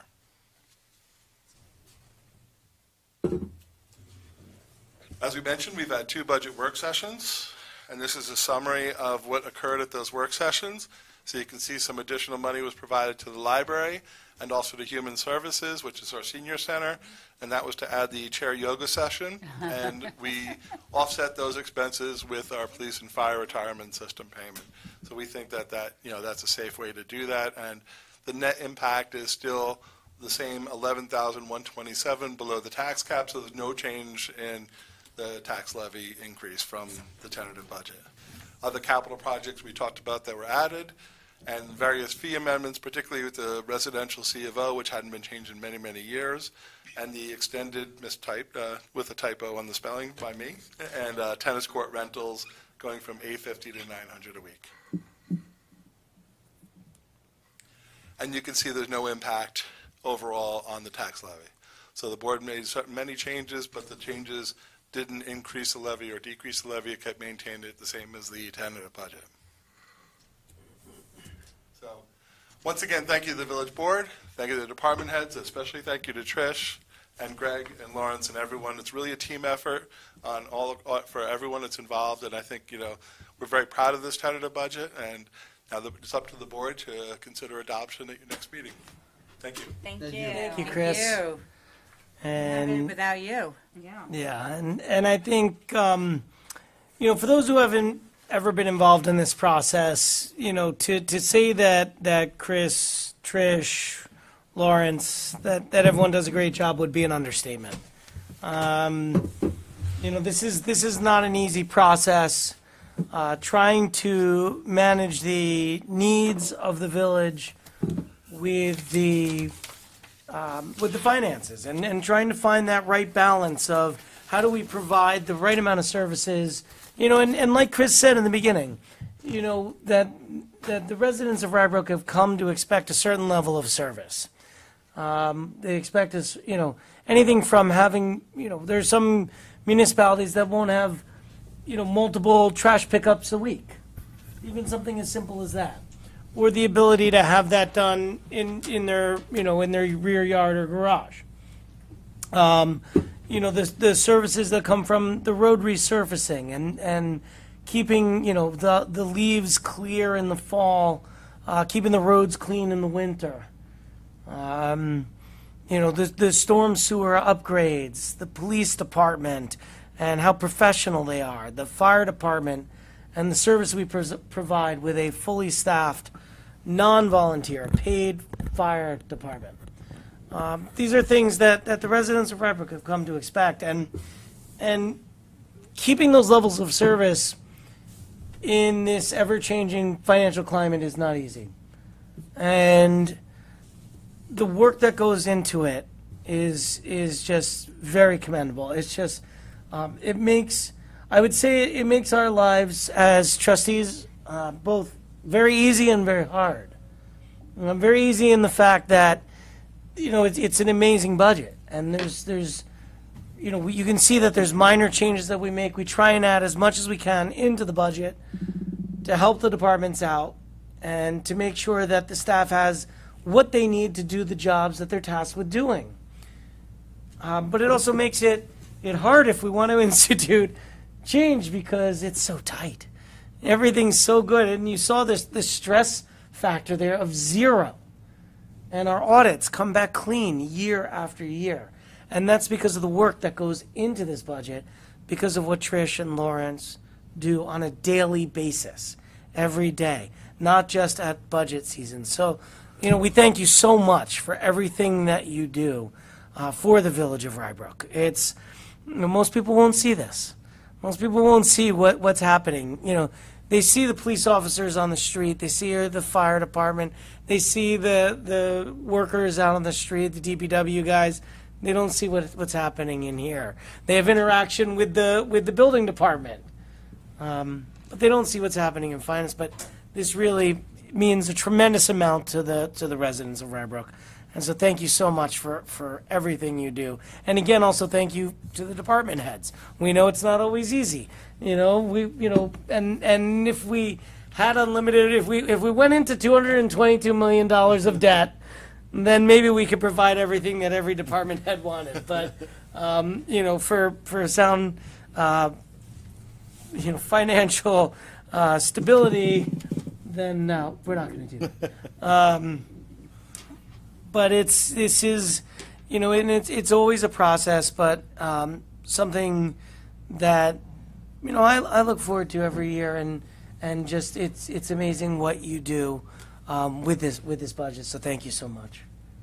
I can't say that I look forward to it every year. It's sort of like looking forward to root canal, as far as I'm concerned. But I must say that, let me start with the people in this room, Chris and Trish, Lawrence, Greg, Michael, Gregor. You guys do a great job. You make our lives so much easier, but I think we owe a debt to virtually every employee who works for the village. They collectively make this village an absolutely superb place to live in. And I wish I could say, well, it's just the department heads, but it's not just the department heads. It's everybody who's below the department heads who put in the labor too. And so I say thank you to all 76 of our village employees. Absolutely. And for those who don't know, I mean, this is the type of government where people come up with ideas. They regularly come up with ideas on any level, and it gets seen through to implementation. And that's where we get a lot of the great ideas for what gets done in the village. And so this, absolutely. Ditto. Well said. I can't say it any better. Yeah, exactly. Thank you. And on the staff, we feel the same way. The support that the board provides to all of us so that we can do our jobs, provide recommendations to you, and you're the ones that get the grief on the streets. You're the ones that hear the good, the bad, and the ugly, any of the above. So really the support that you provide to us, to provide recommendations, to try different things is really appreciated. You set the tone from the top, and you do a great job, and we're very, very lucky to have all of you as a village board. And David and everywhere. Susan are stuck for another 3 years now that they just got reelected. It's a tough one. This is my 12th budget I've done. 12th budget? Yeah, I was gonna say I'm one shy of you. I think I came on the board a year after you. I think so. Which I think you are the longest tenured board member here, and the oldest by far. So. This is a public hearing. Are there any comments from the public? All right. Are we we have to close that. All right. So can I have a motion second, please, to close the public hearing? So moved. My goodness. All right. Trustee Epstein? Yes. Trustee Fisher? Yes. Trustee Heiser? Yes. Trustee Morlino? Yes. Mayor Klein? Yes. Thank you. And thank you again for all of the hard work goes into this. We look forward to passing the budget and making it from proposed, or what, tentative to adopted. Adopted, yep. So we look forward to adopting the budget at the next meeting prior to the May 1st deadline so we can start our fiscal year on time. All right, moving on to the next resolution, resolution number 3, considering, Just to mention, so there is a second public Oh, right, hearing, sorry. which if the board is comfortable where you are now in adopting the budget where it is now, then you don't need to How open could I the forget? public hearing. I cannot, and of all people, for me to have forgotten this. So the second public hearing would have been a public hearing on a proposed local law authorizing a property tax levy in excess of the tax cap. And I would just say that this is an unfunded mandate from New York State. New York State is a home rule state in which the local municipalities have the right to set their own legislation. And this was just a random number, almost it seems, conceived by the state of New York that was supposed to come with relief to the municipalities in the form of mandate relief, Still waiting. but also in the form of checks to residents. That So happens for a incentives number to of years, residents that you would only get if you stayed within the tax cap, only if you stayed below the tax cap, if your municipality stayed below the tax cap. Our residents did receive the checks for a number of years. Those have gone away. We have not seen any mandate relief. And so I strongly believe, personally, that if we needed to override it, we would. Now, in that spirit, we have chosen year after year to stay within the tax cap because it is to the benefit of our residents. And we're proud to have done so. And as Chris showed in the slides earlier, I think it was the average home payer at a value of $995,000 on a home sees a tax increase of approximately $167, which is very reasonable in this day and age and allows us to add those extra positions and provide the services that our residents have come to expect while also being financially prudent for their benefit. So we do not see any reason to hold this public hearing because we are staying a little over $11,000 under the tax cap. Any questions on that? Comments? Nope. Now, David, you were looking forward to that. Well, I just look forward to your annual speech about home rule. Well, there, you got it. I think it's actually been twice this year. So, all right. So we will not open that public hearing because we do not see us breaking the tax cap. So we do not need that legislation. Correct. This year. All right, moving on. Resolution number 3, considering annual organizational meeting resolutions. And I'll just mention for the public, the next 2 resolutions are resolutions that you consider, villages consider the first meeting every April to reestablish your rules and procedures, your contracts with consultants, committee and board appointments. So this is called our annual reorganizational meeting, and this is, again, under village law, that occurs at your first meeting in April, typically. So retaining, I'm just going to kind of summarize because there are long resolutions. So retaining village attorney is Keenan Bean, Ralph DeMarco of White Plains, New York, and there's a new retainer agreement dated March 22nd, 2024. Appointment of labor counsel, that's Littler Mendelson, Craig Benson. Tax certiorari counsel, Tulis Wilkes, Huff and Geiger, Mark Tulis. Special water counsel, Joel Dichter. Appointment of village risk manager is FOA and Sons. Engineering consultant is Dolph Rutfed Engineering, Division of AI Engineers. And just correct that, it'll be Anthony Oliveri in the name. Sorry. And retaining a planning consultant is Hardesty in Hanover. And I'll correct the name there too, but it's Hardesty in Hanover. And appointment of, and that's with rates effective June 1st, 2024. Appointment of special engineering consultant is Henningsen, Durham, and Richardson Architecture and Engineering, Mike Musso. Bond counsel is Fulbright and Jaworski, Randy Meyer. Auditing firm is O'Connor Davies Munns and Dobbins. IT consultant is Dragon Tech. Police Department IT consultant is AI Computers. Village administrator and village clerk is Chris Bradbury. Claims auditor is Judith Belkin. Village treasurer is Patricia Lepre. Deputy village treasurer is Lauren Simmons. Receiver of taxes is Nick Mecca. Registrar of vital statistics is Hope Vespia. Records management officer is Chris Bradbury.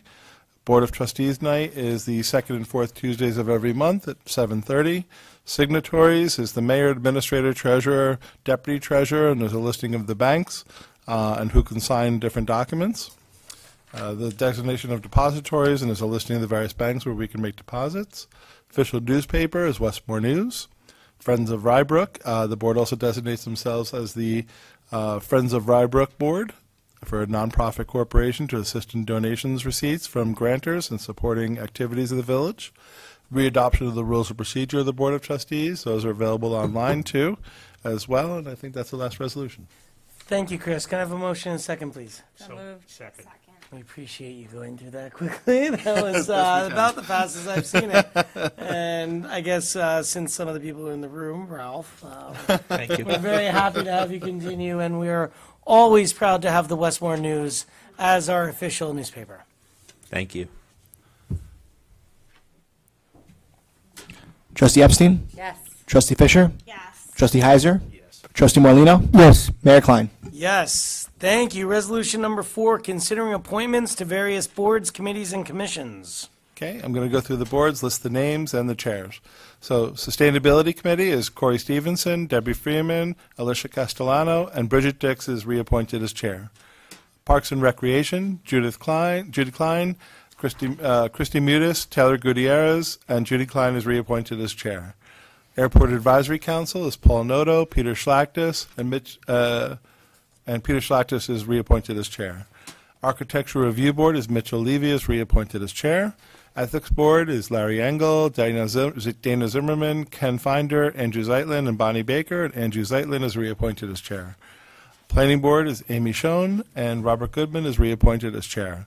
Records Management Committee is Jason Klein as mayor, Chris Bradbury, Trish Lepre, Liz Rotfeld, and Greg Austin.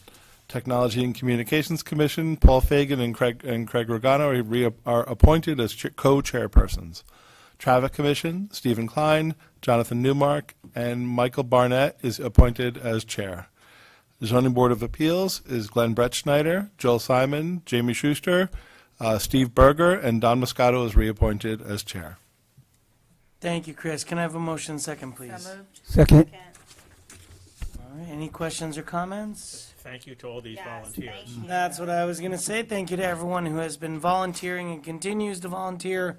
For those who are new to the commissions or committees, we thank you also for volunteering your time. And for those who are the chairs, we especially thank you for taking on that extra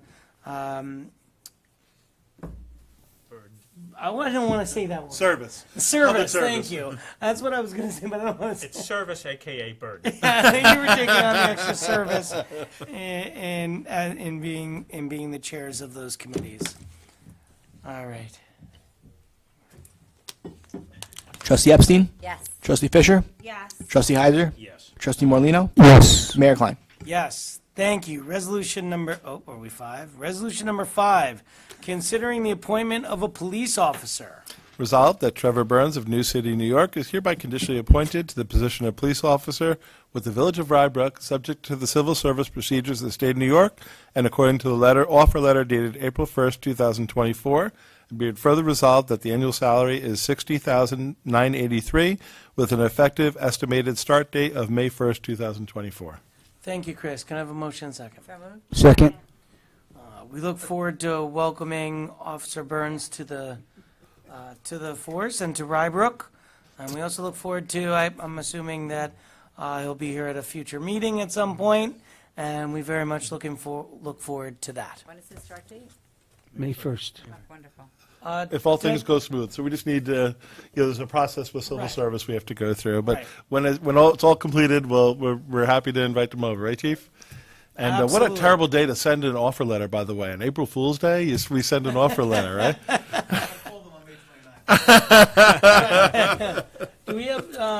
Did we have a motion second? Yes. Okay. Trustee Epstein? Yes. Trustee Fisher? Yes. Trustee Heiser? Yes. Trustee Morlino, Yes. Mayor Klein? Yes. Thank you. Resolution number, I'm losing count of my. Six. Number 6, thank you. Considering awarding contract 2403 janitorial services. Whereas the Village of Rybrook solicited bids for contract 21-01, janitorial services, and whereas the public notice was advertised in the official newspaper, and actually that contract is 24-03. That's a copy from the last time. So, and whereas a public notice was advertised in the official newspaper on Friday, March 22nd, and the bid was opened at 10 a.m. on April 5th, and the bidders came in was NSI Clean World, Superior Building Maintenance, CTE Inc. Clean Tech, and Quality Floor Shine Corp. And it's a 5-year bid with 2 alternates, another one, Cleaning Services of Hudson Valley as well. Now, therefore, be resolved that following the review of the bids by the Administrator and Superintendent of Public Works, they determined the lowest responsible bidder meeting the requirements as NSI Clean World, Inc. for the base bid amount of $29,000 for a total of $145,000 over the 5 years. And whereas be it further resolved, the alternatives 1 and 2 are approved. And be it further resolved, the mayor and administrator are authorized to execute and deliver all documents necessary or appropriate to accomplish the purposes of this resolution. Thank you, Chris. Can I have a motion second, please? So moved. Second. Does this represent a This is our change?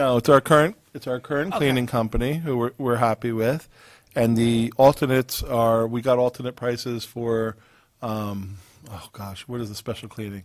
It's floor, some special services like floor cleaning. If we wanted to pick it, we can. Yeah, I know. He Okay. walked out. Great. So there's like carpet cleaning and extra services. We just wanted to be able to have that.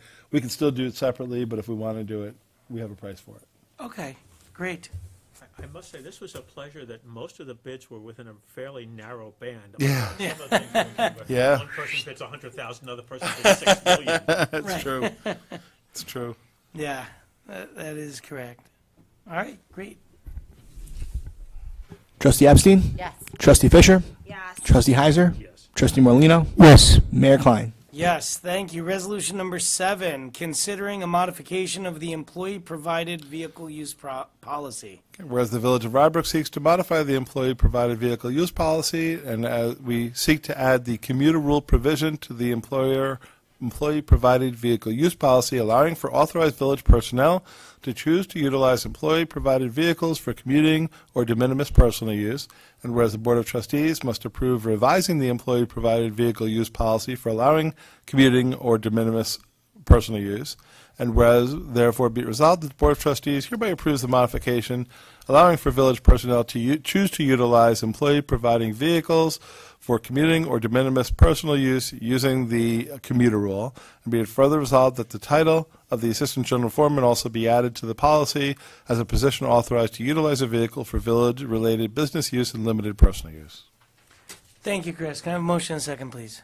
So moved. Second. Let me give a Yeah, little do you want a background. little background, Sure. please? So the board had previously authorized the Assistant General Foreman, we didn't put it in the policy, so I just wanted to update Right. that last one.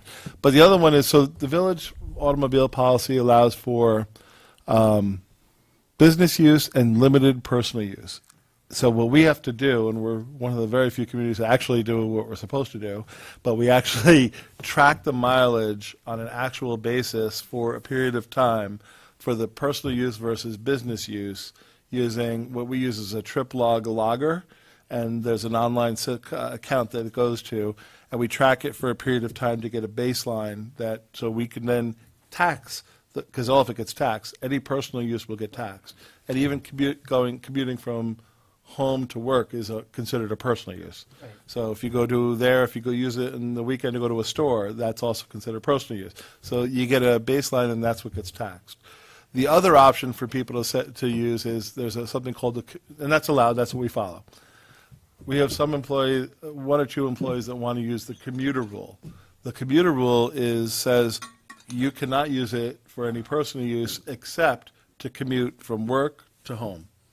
So that's the only thing they could use it for. So that is a lesser tax so we have some employees that say we take it home, we park the car, we don't touch it until the Monday, and we come to work, we use it at work, unless there's a special call out for work, which is why they have the car.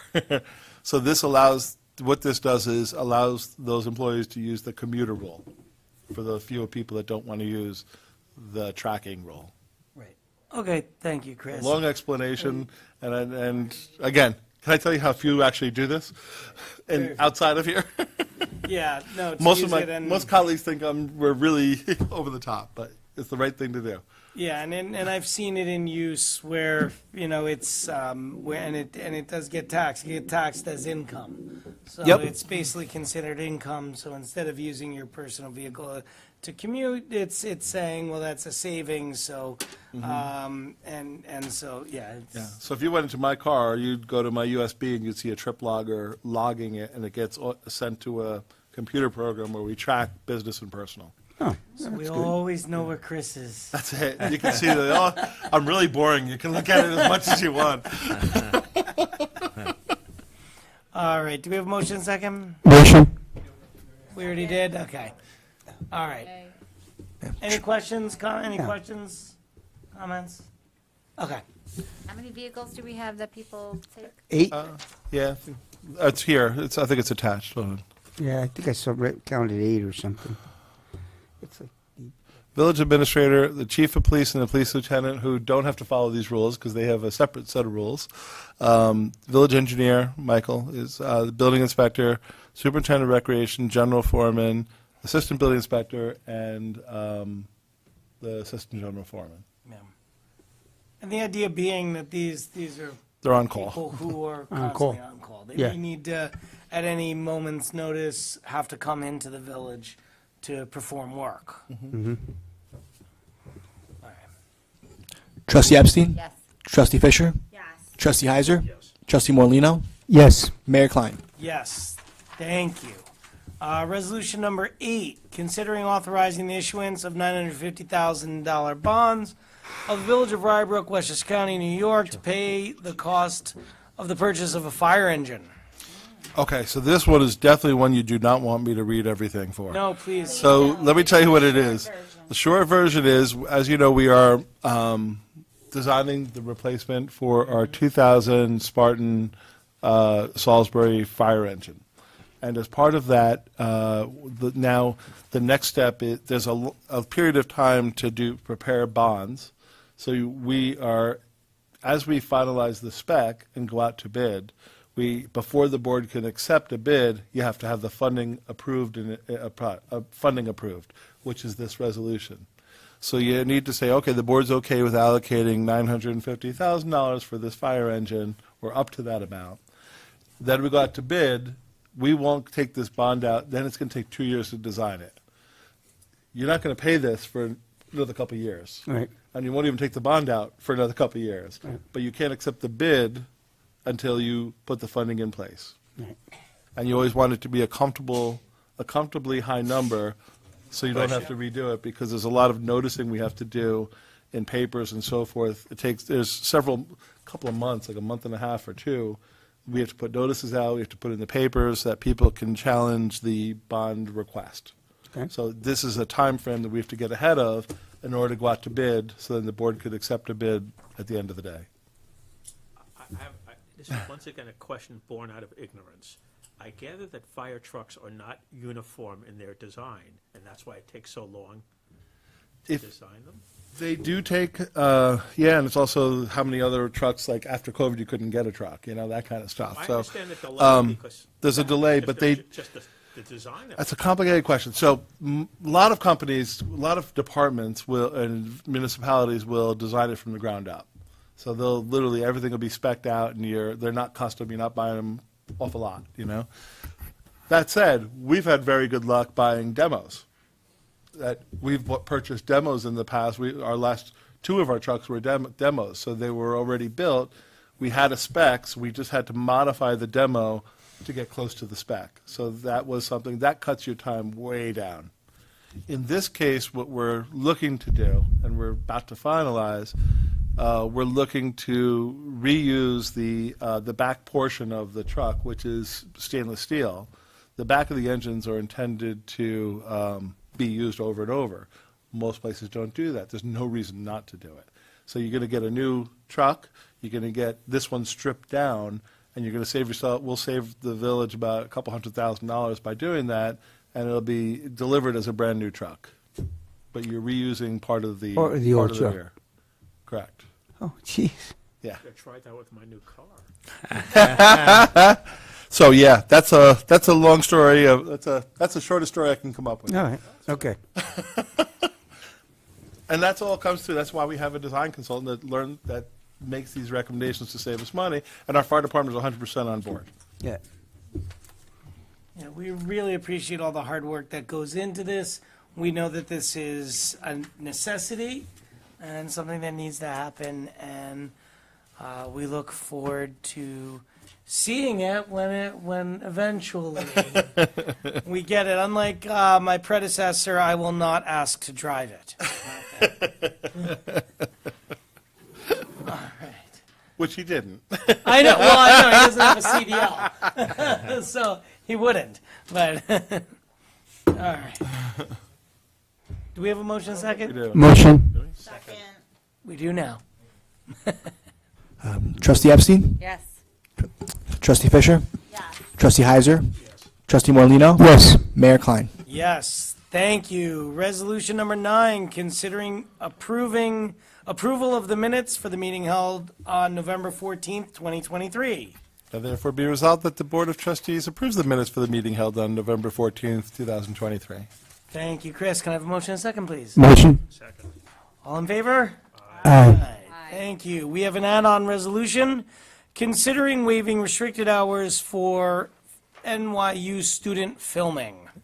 Whereas the village code outlines the permissible hours of filming, saying that it can only take place from 7 a.m. to 11 p.m. Monday through Friday and between the hours of 9 a.m. and 11 p.m. on Saturday. And whereas an application by Guillermo Prieto IV, a student of New York University for exterior filming, utilizing the King Street Athletic Fields, has been submitted for April 14th from 6:30 p.m. to 8:30 p.m. And whereas Mr. Prieto has requested the permissible hours of operation to be extended to allow filming and associated operations on the dates listed on the application to accommodate production needs. And whereas the village code provides that the village board may waive certain provisions of the filming code at your discretion. Now therefore be it resolved that the Board of Trustees hereby waives the filming restrictions with respect to hours of operation and days of operation, and be it further resolved the village clerk is authorized to sign and execute any documents necessary to accomplish the purposes of this resolution. Thank you, Chris. Can I have a motion and second, please? Second. And I will point out that, we have granted these in the past. A lot of times it's dependent upon where the filming's being done and how it's being done. This is at the lower fields, the King Street Athletic Fields. It's not anything that's going to be disruptive to any residents. It's 2.5 hours. And we also former know- students of the Yeah, library. former student of the Blindbrook High School or Blindbrook School District. And we also recognize that or have checked to make sure that the field's not going to be in use at the time by other groups. So. Yep. All right, any questions, comments? Nope. Trustee Epstein? Yes. Trustee Fisher? Yes. Trustee Heiser? Yes. Trustee Morlino? Yes. Mayor Klein? Yes. Administrator's report. Okay, just a couple of real quick items. So just our new tennis and pickleball system and registration went online this month, and we're getting good numbers already signing up. So please look at that program. You should have gotten emails about it. We'll send some other emails out to the community, and it's a nice, hopefully easy system to navigate, and you'll be able to sign up right until the hour for any open courts. April 26th is Arbor Day, and that's also going to be Ashley Weldy Day for Rye Brook. That was unfortunate passing of Ashley Weldy, and we'd like to recognize us, we being the village, the school district, and the town of Rye, all want to recognize on that particular day. Ashley had such a deep interest in sustainability initiatives, was on our sustainability committee, Town of Rye Sustainability Committee, obviously the Blindbrook School Board, so very active. And from 3:40 p.m. that day to 6:30 p.m., there'll be different functions for Ashley, starting at the Ridge Street School greenhouse to the town of Rye, where they're doing a microforest. I had to look that one up. And then we're going to do a tree planting in Rye Hills and finish off with a nice community reception over at Crawford Park. So it'll be a nice day. It's a Friday. Arbor Day is always the last Friday in April, and it'll be a nice day to celebrate, her life. And Sustainability Committee also has several initiatives going, with Greg Rivera's coordinating. On April 13th is the AJP planting. That's this weekend. So Saturday, right? From what times? 9 to 11. They'll be doing some plantings at AJP, sure.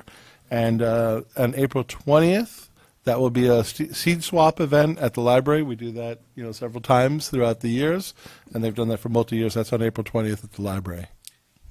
Yes, thank you, Administrator Bradbury. So just to explain that just real quick. So this Saturday, again, was one of the two really kind of town of Rye sponsored like sustainability events that we do each year. So I always like to make sure that We town. can't hear you. Yeah, for some reason it's not going. Okay. Speak loud. Yeah, speak louder. Yes, so Speak louder. this is one of the two town of Rye sponsored sustainability events. One that's happening this Saturday from 9 to 11 at AJP. We'll be just putting in some fresh plants. That the town of Rye, the city of Rye, as well as the village of Mamaroneck is also participating, and as well as the village of Portchester. So we all just like to pick a site and do some sustainable friendly initiatives there. And then the other one that the Administrator Bradbury mentioned, April 20th, is the seed exchange at our Sustainability Committee. We work together with the Portchester Sustainability Committee, so it's a nice collaboration there. And the Portchester Rybrook Library has been nice enough the last couple of years to allow us to use their premises for the event. It's always very successful. We like to do about 2 of those a year, so this is our spring one. And it always is a nice turnout because it's a great location. We have the foot traffic coming in, and we also have oftentimes people who are in the library who come just to check what's going on. And should the weather be nice, we'll use the outdoors, but the nice thing about it is that we have the opportunity to use the indoor spaces should the weather not cooperate. But that'll be April 20th, and I'll be posting about it as well and sending out notifications to residents on the social media channels as well that we have, and Administrator will work out getting out newsletter blast as well. Thank you. Yeah, and I should mention this Thursday night, Rybrook's going to be highlighted at the beginning of the Westchester Municipal Officials Association dinner. They're doing a new ideas and innovation thing during their reception at time, and we're going to be highlighting our school-age child care program, our after-school program. So it's a way that we can kind of show off a little bit, and also other municipalities can learn what we're doing in case they want to consider similar programs. So it's nice exposure for Rybrook, and thanks to Bert and Kathy, we're both going to be in attendance as well. Great. Thank you, Chris. Anything else? Nope. Any comments from the public? Nope. Seeing none? Nothing? Seeing none. The next meetings of the Board of Trustees, we have a date change as was approved at a previous meeting for our next meeting. So our next meeting will be April 24th and then again on May 14th. Thank you and have a good night. All right. Thank you. Thank you.